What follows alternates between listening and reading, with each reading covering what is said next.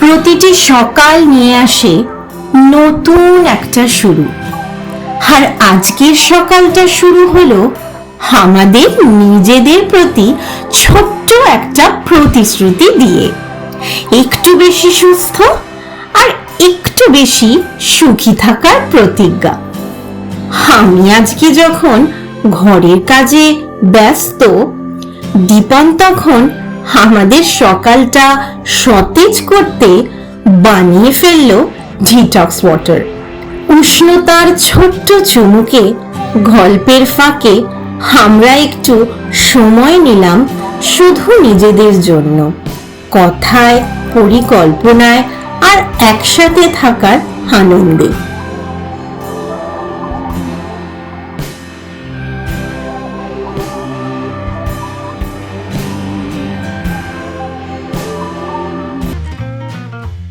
কিন্তু আজকের দিনটা শুধু আরেকটা দিন নয়, আজকের দিনটা আমার আর দীপনের জন্য খুব স্পেশাল।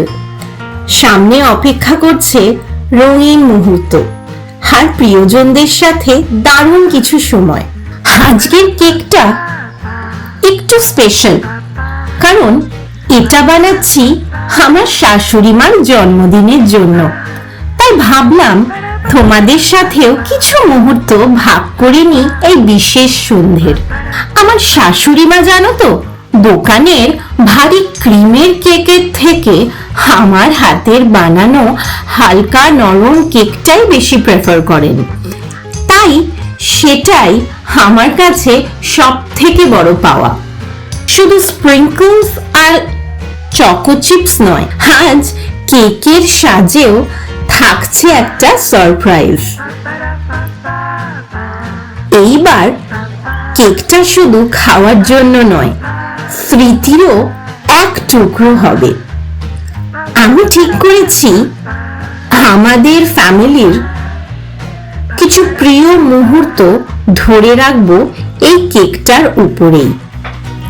কিছু ছবি থাকবে কুহুর সাথে মায়ের, কিছু থাকবে দীপন আর বাবার সাথে, আর কিছু রাখবো আমার আর দীপনের সাথে মায়ের ছবি। ছবিগুলো লম্বা লম্বা স্টিকে আটকে কেকের উপর বসিয়ে দেব, জানো পুরো কেকটাই ভালোবাসার একটা মিষ্টি গল্প বলবে।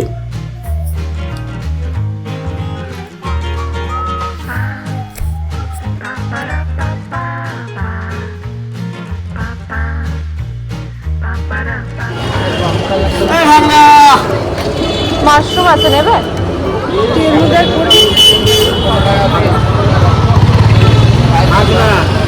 মাশরুম কত? সন্ধেবেলায় আমি আর মা বেরিয়ে পড়লাম রাস্তার ধারে টাটকা সবজি কিনতে। সারি সারি সাজানো শাক, সবজি, চোখ ধাঁধানো এই সতেজ রং আর বিক্রেতাদের হাসি মুখ। এই ছোট্ট কেনাকাটার মধ্যে একটা অন্যরকম আনন্দ লুকিয়ে থাকে।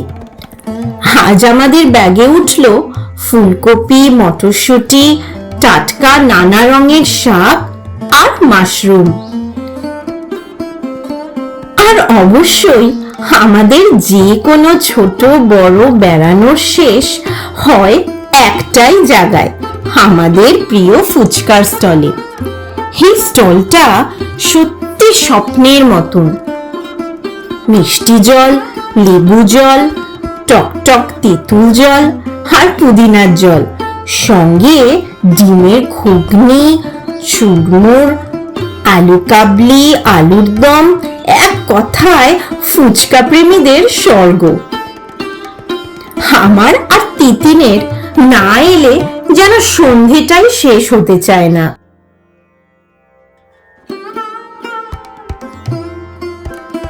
এই চলে এলাম ফ্রেশ হয়ে। এবার একটা মজার জিনিস হচ্ছে, এটা তোমাদের দেখায়। মা দেখো ওই ঘরে বন্দি, ঠিক আছে, মাকে ভেতরে বন্ধ করে আমরা একটু ছোট্ট আয়োজন করছি এখানে। তিনি সব ফটোগ্রাফস নিয়ে এই কেকটা বানিয়েছে তিনি আজকে মায়ের জন্য। এখানে ছোট্ট কুহু খেলছে, কুহু বসে কার্টুন দেখিয়ে দেখিয়ে ওর সাথে খেলা হচ্ছে। চলো এই সেট আপটা কমপ্লিট হোক, তারপর মাকে ডাকবো। দেখো কেক ডান, তিনি এই ছবিগুলো প্রিন্ট করে এসছে। বেশিরভাগ আমাদের পুরী যাওয়ার স্মৃতি। এটা তিন্নির সাথে, মায়া কুকুর সাথে। এইটা তো খুবই পুরনো, আমরা সাউথ সিটি গেছিলাম, সেখানকার ছবি। তিন্নি মা ভেবেছে আমরা এমনি দেখা করতে এসেছি, যেরকম আসি, কিন্তু আমি যে কেক বানিয়ে নিয়ে এসেছি এটা একটা সারপ্রাইজ মায়ের জন্য। দেখি মাকে ডাকো এবার। মা আসো, কেক বানিয়েছে দিদি তোমার জন্য। দেখো ছবিগুলো বুঝতে পারছো কিনা।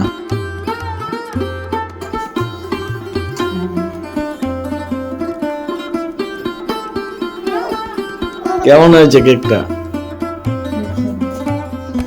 জোরে বলো, শোনা যাচ্ছে না। খুব সুন্দর। কাটো কাটো কাটো কাটো। কততম জন্মদিন হলো? বলো সেটা আমাদের। 63 দাও দাও। মামা চলো চলো।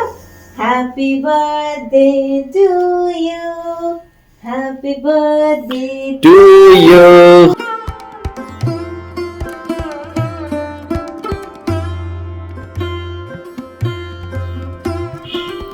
ওই একটা ছোট্ট সেলিব্রেশন।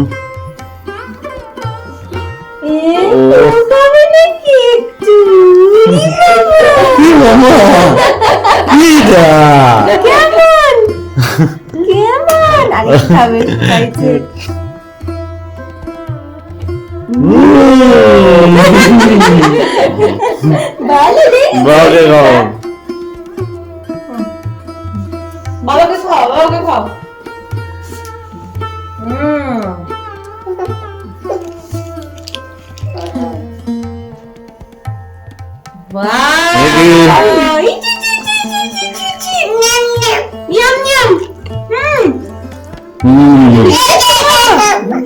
আমি খাই দিই একটু। বেশি না বেশি না। কেমন হয়েছে আমার খেতে? চলো বার্থডে সেলিব্রেশন তো হয়ে গেল, এবার একটু গল্প করি, তারপর বাড়ি ফিরছি। দাদা চলো, আজকের দিনটা তো বেশ ভালোই কাটলো।